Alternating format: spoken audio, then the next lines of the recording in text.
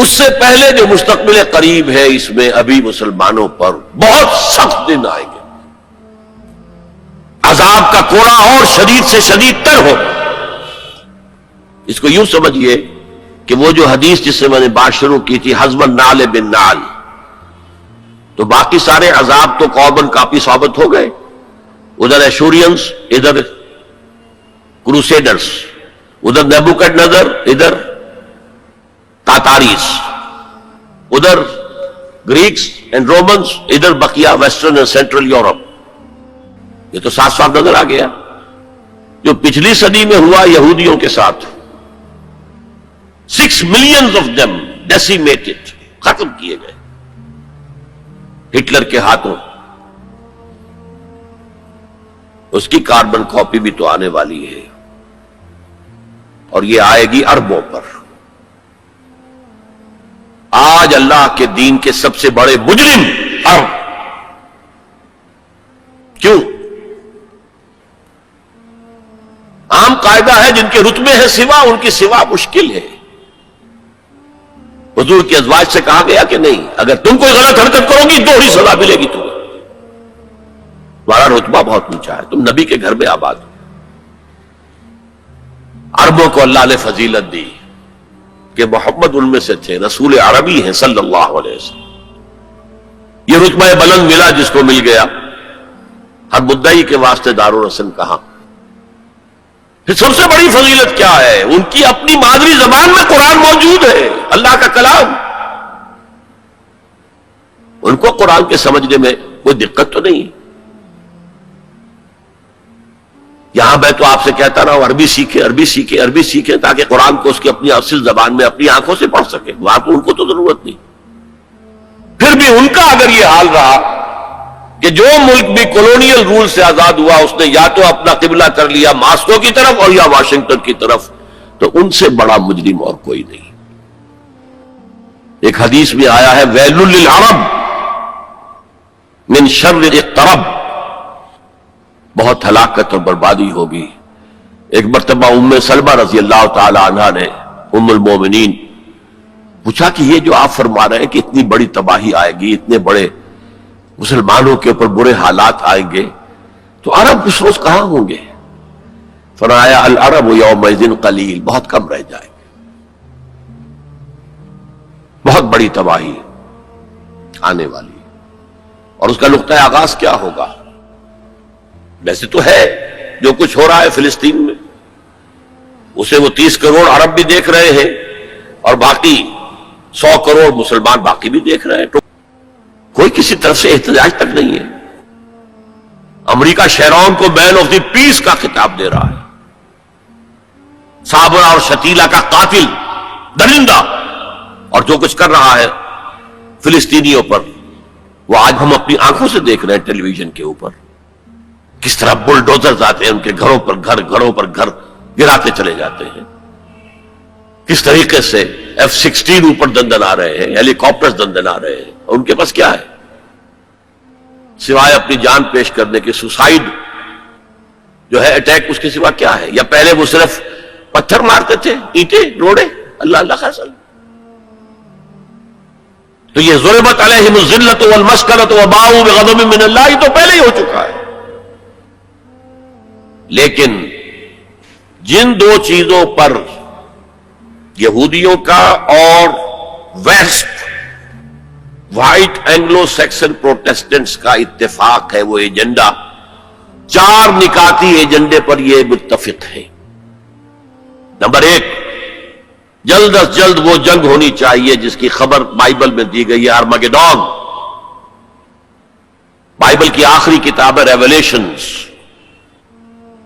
مکاشفات یوحنا۔ یہ یوحنا جون جو ہے یہ حضرت یحییٰ نہیں، حضرت مسیح کے حواریوں میں سے ایک جون ہے، ان کے مکاشفات ہیں، اور اس میں یہ ہے کہ ایک بہت بڑی جنگ ہوگی تاریخ انسانی کی، آرمگیڈون۔ اور اگر آپ دیکھیں گے ڈکشنری میں تو لکھا ملے گا a very big war which will be fought between the forces of good and evil before the end of this world۔ آرمگیڈون جلد از جلد ہونی چاہیے، نمبر 1، عراق پر حملہ اس کا نقطۂ آغاز ہے. آگے یہ سلسلہ کدھر بڑھتا ہے یہ ابھی دیکھنے کی بات ہے. نمبر 2، گریٹر اسرائیل قائم ہونا چاہیے تاکہ پوری دنیا کی یہودی آ کر سما جائے. ابھی تو اس چھوٹے سے اسرائیل میں تو ساری دنیا کی یہودی تو نہیں آ سکتی. اور یہ کہ فلسطینیوں سے اس ارض فلسطین کو پاک کیا جائے تاکہ نہ رہے بانس نہ بجے بانسری، یہ خودکش حملے بھی ختم ہو جائے.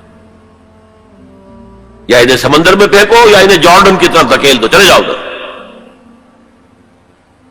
نمبر 3، مسجد اقصی اور ڈوم آف دی راک قبۃ الصخرہ کو گرایا جائے.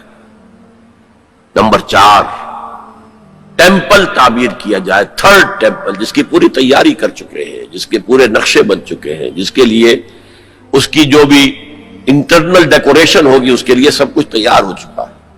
اور یہ انتفاضہ جو ریسنٹ شروع ہوا ہے یہ شیرون کے دورے کی وجہ سے کہ وہ مسجد اقصی میں داخل ہوا اور وہ دیکھ رہا تھا جگہ کہاں سے ہمیں فاؤنڈیشن بنانی ہے اور کیا کرنا ہے.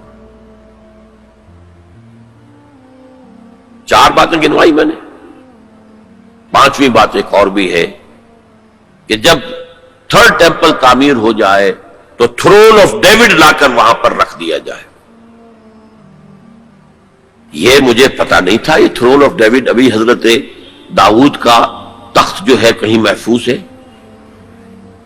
یہ پروٹیسٹنٹس کا ایک رسالہ نکلتا ہے دی ٹرمپٹ فلاڈلفیا سے، امریکہ کے شہر فلاڈلفیا سے، دی فلاڈلفیا ٹرمپٹ. اس میں پتا چلا یہ ایک پتھر تھا جس پر بٹھا کر حضرت داؤد کی تاج پوشی کی گئی تھی، اسی پر حضرت سلیمان کی تاج پوشی ہوئی، اسی پر بعد میں ان کے اور جو بھی تھے حکمران ان کی تاج پوشی ہوتی رہی. وہ پتھر ٹائٹس نے جب گرایا ہے یروشلم کے اس 2nd ٹیمپل کو تو وہ اپنے ساتھ لے گیا. وہ روم پہنچ گیا، روم سے آئرلینڈ پہنچ گیا، کیتھولک ملک ہے بہت بڑا. وہاں سے اسکاٹ لینڈ آیا، وہاں سے انگلینڈ میں آ گیا اور اسے رکھ دیا گیا جو ان کی پارلیمنٹ کے ساتھ جو گرجا ہے. اور 14ویں صدی عیسوی میں اس کو ایک کرسی میں بلڈ کر دیا گیا سیٹ کی حیثیت سے. اب وہ تھرون ہے، اسی کرسی پر بٹھا کر انگریز جو بھی بادشاہ ہوئے اور جو ملکائیں ہوئی ان کی کورونیشن ہوئی ہے، وہ وہاں سے لا کر اب یہاں رکھا جائے گا. البتہ اس کے بعد ان کے ایجنڈے مختلف ہو جاتے ہیں. یہودی سمجھتے ہیں ہمارا مسیح آئے گا، وہ اس تخت پر بیٹھ کر دنیا پر حکومت کرے گا. اس کے لیے بھی سمجھ لیجئے ان کے مسیحا سے مراد کیا ہے. ان کے ہاں چلی آ رہی تھی پیشین گوئیاں کہ ایک مسیحا آئے گا جو تمہارے دلدر دور کرے گا، تمہیں عظمت تک پہنچائے گا. وہ حضرت مسیح آ گئے، انہوں نے مانا ہی نہیں. تو وہ پیشن گوئی جو ہے ابھی موجود ہے. The position is vacant. ابھی تک وہ مسیح نہیں آیا. They are waiting for their مسیح، اس لیے کہ مسیح کو تو مانا نہیں. اور عیسائیوں کا خیال ہے حضرت مسیح کا جو 2nd نزول ہوگا، 2nd کمنگ، تو وہ اس تخت پر بیٹھ کر حکومت کریں گے پوری دنیا پر. یہ ایجنڈا ہے. لیکن بہرحال اس میں جو مسجد اقصی کی شہادت کے بعد اور قبۃ الصخرہ کے گرانے کے بعد جو خون کھولے گا عرب نوجوانوں کا، اس کا آپ اندازہ نہیں کر سکتے. عرب کے اندر جوش تو اب بھی ہے، نوجوانوں میں بہت ہے. وہ ایک ایسی بات ہوگی کہ جس پر خون جوش کھائے گا. اور اس سے پہلے تو یہ حکمران کہ جو ویسٹ کے گماشتے ہیں یہ انہیں قتل کریں گے، بھونیں گے. اور پھر یہ کہ کرسچنز اور جیوز، اور انہیں جیوز میں سے اینٹی کرائسٹ بھی کھڑا ہو جائے گا، دجال. یہ مقابلے ہونے ہیں، لیکن میں اب تفصیل میں نہیں جانا چاہتا. لیکن ان کے ذریعے سے عالم عرب پر تو بہت بڑا، بہت سخت عذاب آئے گا.